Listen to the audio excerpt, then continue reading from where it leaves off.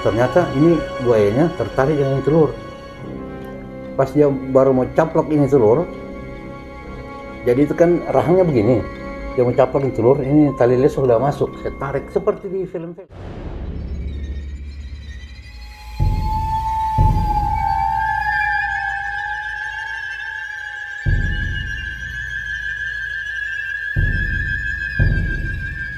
Assalamualaikum warahmatullahi wabarakatuh. Waalaikumsalam warahmatullahi wabarakatuh. Nah teman-teman, kembali lagi di channel saya, Sutrani Aulia, menghadirkan narasumber Bang Bet. Beliau akan bercerita tentang pengalaman yang dialaminya beberapa tahun yang lalu, tepatnya 2003. Agak berbeda sih dengan cerita-cerita yang lalu. Ini ada mistisnya. Ada mistik, ada lucu, ada seram-seramnya juga, ada kliniknya. Singkama dan Iya, pokoknya campur sari lah. Nah teman-teman, kita ikutin cerita dari Bang Bet. Jadi begini.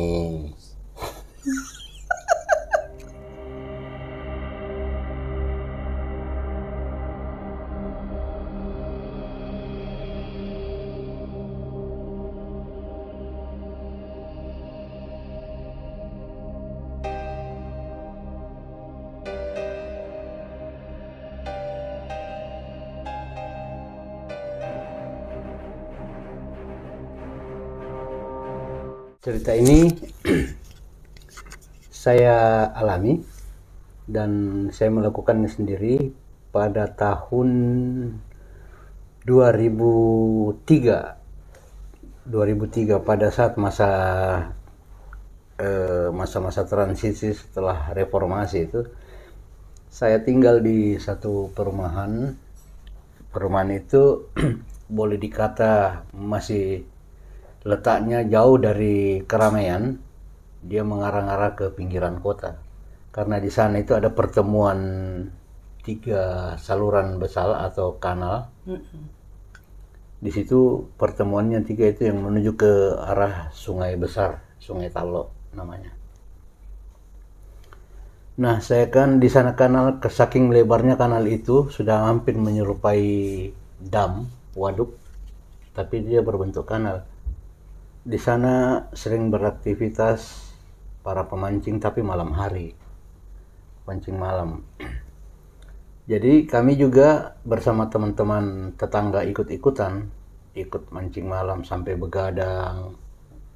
Kan di pinggir kanal itu kompleks.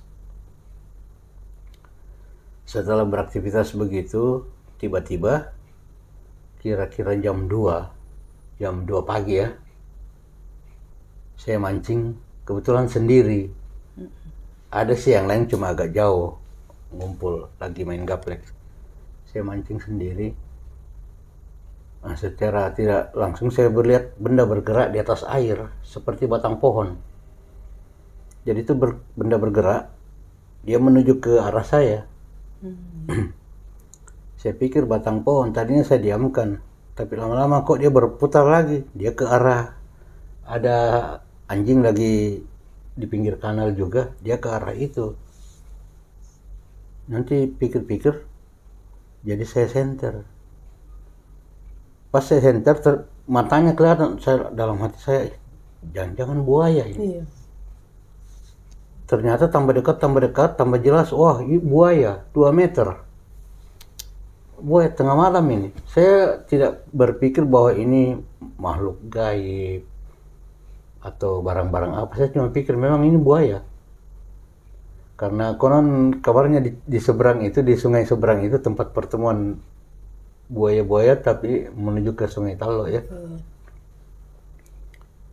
Jadi saya kasih tenangkan diri saya berhenti mancing, saya gulung saya punya pancing. Nah, saya terinspirasi, saya jadi berniat saya mau tangkap ini. Dia kan ternyata ini buaya sudah 2 malam. Security juga pernah nemukan dia. Yang dia seher itu, yang dia target itu, incar itu anjing itu. Anjing itu sering ke pinggir kanal. Oh, itu buaya incar ini anjing. Si anjing. Jadi saya buatlah jebakan karena berbekal pengalaman nonton National Geographic ya. Saya dulu sering nonton National Geography yang Steve Irwin itu, yang penangkap buaya. Jadi saya berbekal itu. Jadi saya buatlah jebakan telur, terus diikat di tali pancing, terus dikasih tali leso. Jadi saya coba pancing. Ternyata ini buayanya tertarik dengan telur. Pas dia baru mau caplok ini telur, jadi itu kan rahangnya begini. Dia mau caplok ini telur, ini tali leso sudah masuk. Saya tarik seperti di film-film. Jadi saya tarik. Sudah tidak bisa, sudah terkunci kan ini rahangnya sudah terkunci, tapi memang itu kekuatan buaya itu besar sekali. Saya sampai ikat di tiang pos ronda itu, pos kamling, saking kuatnya itu. Baru saya berteriak sama teman-teman, tolong, saya dapat buaya, saya tangkap buaya. Ini teman-teman bapak-bapak pada ngeri. Dia kan tidak terbiasa. Iya. Dia bilang, wih kok bisa begitu, jangan-jangan buaya jadi-jadian begini. Saya bilang tolong saja sini. Akhirnya rame-rame kami tarik ke atas. Nah setelah kami tarik ke atas, saya masih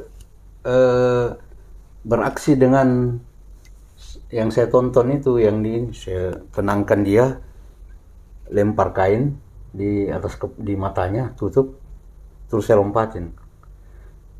Sudah tidak bergerak. Kebetulan ada itu Pak RT saya, kalau dia nonton juga ini pasti dia ketawa. Saya bilang cari tali yang paling besar. Tahu enggak? Dia pulang diambil itu tali untuk buayan anak-anak, untuk ayunan anak itunya, anak bayinya. Dia cabut.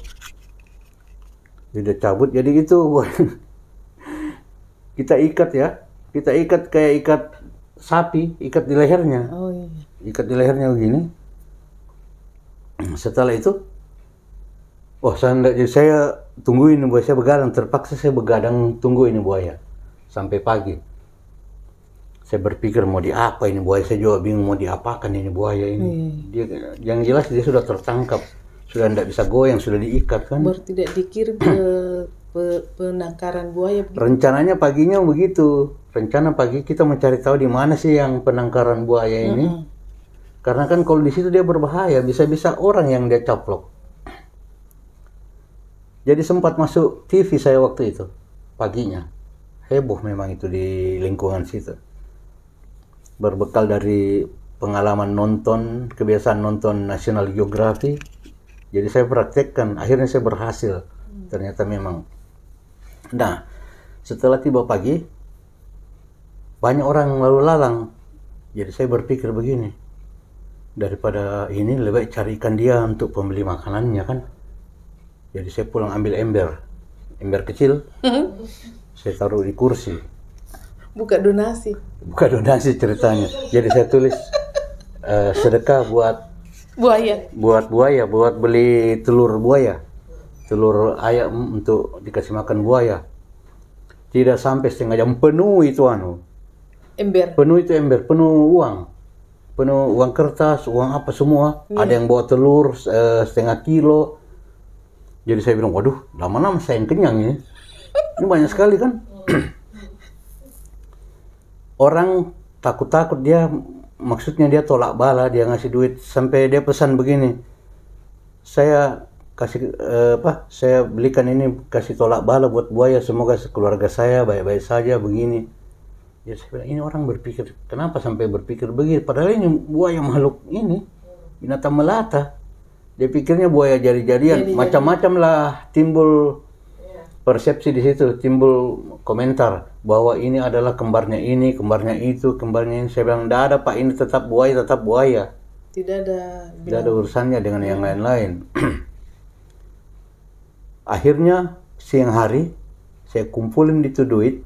Itu uang yang dalam ember itu sudah penuh, sudah tumpah-tumpah. Hampir 500.000, saya dapat 400 sekian, belum telurnya. Saya bilang mungkin kalau ada yang bisa sempat pakai ATM, dia simpan ATM-nya di situ. Jadi hampir 500.000 itu. Jadi saya mau bagi sama teman-teman. Saya bilang, ayo ini bagi ini untuk beli telurnya kita. Dia bilang, enggak mau kau saya bilang, ya sudah, saya ambil.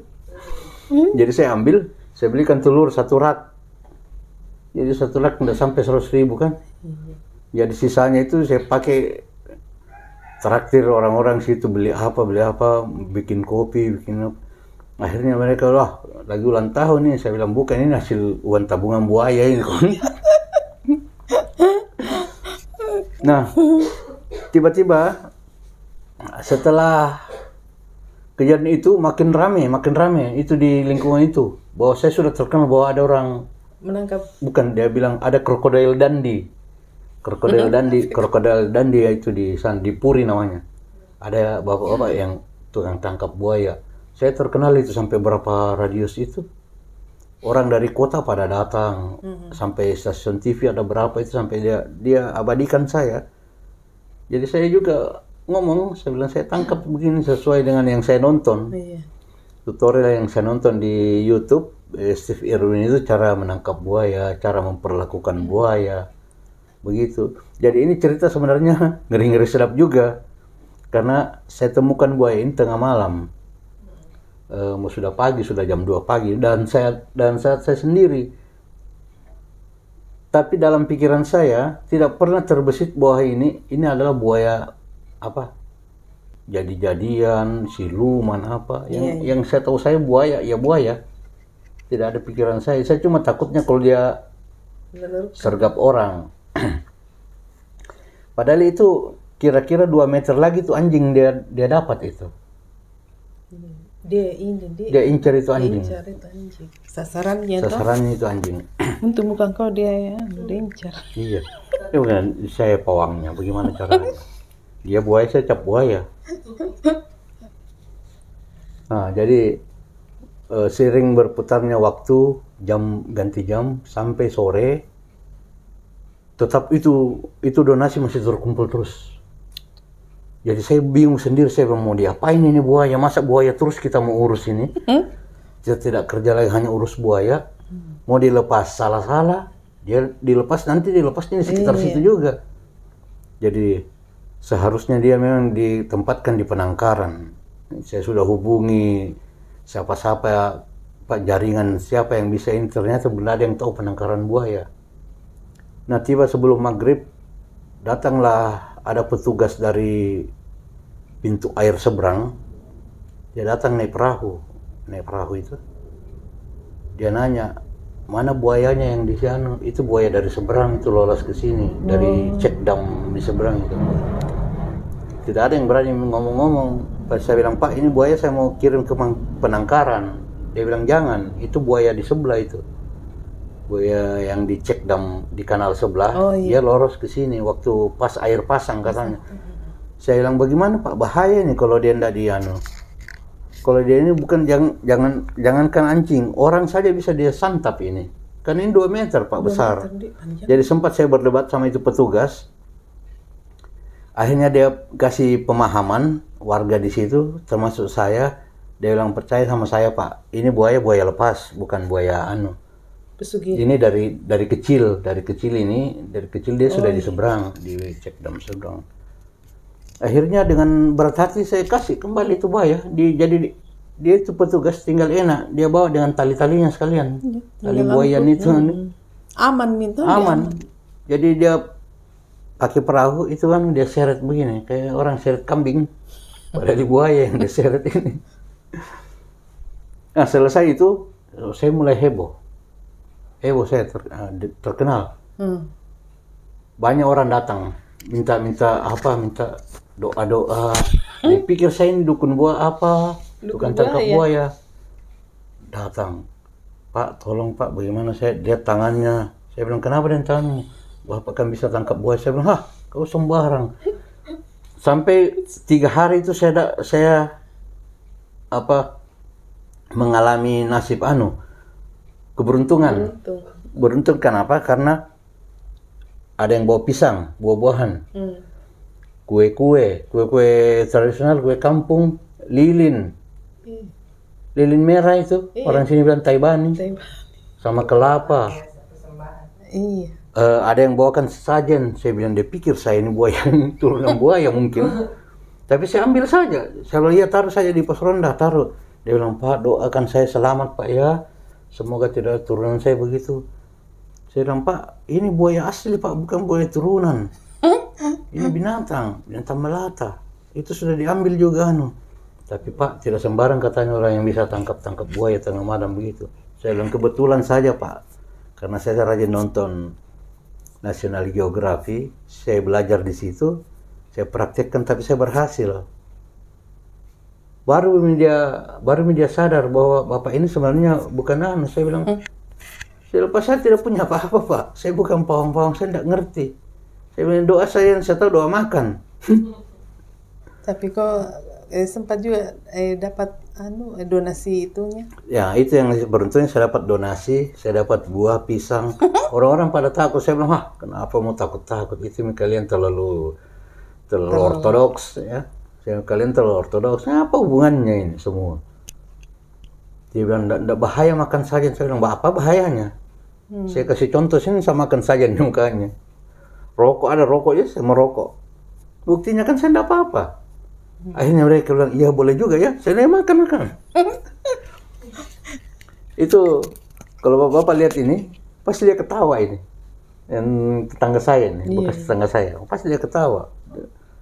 Memang saya jempol, dia bilang, kok ini orang bisa tangkap buaya sendiri. Saya perlakukan juga persis di film itu, persis di National Geographic. Saya naik di belakang buaya, tutup matanya, kasih tenang. Akhirnya ikat pakai ini, persis tidak ada bedanya, persis di film. Ikat pakai isolasi tangannya, kakinya. Dia tidak bisa ngapa-ngapain, baru diukur. Lebar 2 meter. Saya bilang, kalau dia makan, orang ini sudah masuk. Itulah sepenggal momen cerita saya di masa transisi saat reformasi itu, yang saya tidak bisa lupa juga itu. Kejadiannya tahun berapa? Tahun 2003. Itu memang kanal juga sementara pelebaran kan. Memang masih liar, alam-alam masih sedikit liar itu lingkup. Iya, kalau di Sungai Tala memang saya dengar banyak kisah-kisah begitu, mitos-mitos begitu. Tapi kan saya enggak sampai ke situ pikiran saya. Yang saya tahunya ini buaya dia mau incar anjing. Biasa kan naluri binatang buas kan begitu. Naluri binatang buas, dia mau serang apa yang aneh. Karena mungkin dia mau serang saya, dia bilang, kenapa 2 kakinya itu Bapak? Dia pikir saya apa tuh? Tapi saya kalahkan dia. Saya bilang, saya lebih mulia daripada kalian. Itu saja dalam ini saya kan. Nah sampai situ, sampai 1 minggu itu saya masih populer. Masih terkenal, masih orang datang nanya-nanya ke orang tua, termasuk wartawan. Sempat saya viral pada zaman itu sempat saya viral. Gara-gara menangkap buaya, mungkin cuma kebetulan saja itu. Jadi banyak sebenarnya kebetulannya itu. Kisah-kisah yang saya alami ini, momen-momen yang ada dalam kehidupan saya ini, ya kebetulan. Kalau mungkin dipikir dengan cerita lalu itu, saya seperti Abu Nawas, banyak kebetulannya. Sebenarnya masih ada lagi cerita saya lucu. Nanti selanjutnya saya akan bercerita. Saya ditunjuk, dinobatkan sebagai paranormal dadakan. Orang tidak tahu, tiba-tiba ditunjuk saya jadi paranormal. Terpaksa saya jadi paranormal. Dukun. Paranormal itu kasih hilang pengaruh-pengaruh gaib. Nanti saya cerita itu selanjutnya. Untuk kisah ini cukup sampai di sini dulu. Semoga bisa menghibur. Jadi cerita ini sebenarnya ada lucunya, ada seramnya, ada mistik-mistiknya sedikit. Dia sudah campur-campur, komedi mistik lah. Karena kejadiannya malam. Kalau orang lain kejadiannya itu waktu malam itu mungkin dia sudah lari. Iya. Tapi saya tidak, karena saya rajin nonton National Geography. Saya belajar dari situ. Saya pelajari sifat-sifatnya kan. Bahaya juga kalau Pap tidak dan temukan gitu buaya, dia bisa. Iya, karena rencananya 17-an itu sudah dirapatkan di lingkungan situ. 17-an mau adu bantal orang di situ. Maksudnya lomba pukul bantal di atas kanal itu. Baru di kanal situ ini di sana buaya. Itu ada buaya. Itu yang bahayanya. Saya juga termasuk orang yang telah menyelamatkan warga di situ. Seandainya kalau saya tidak dapat, mungkin ada yang jatuh disantap buaya. Jadi, aduh. Ya begitulah kisahnya. Semoga bisa menjadi hiburan buat teman-teman sekalian. Tapi ngomong-ngomong ini saya haus.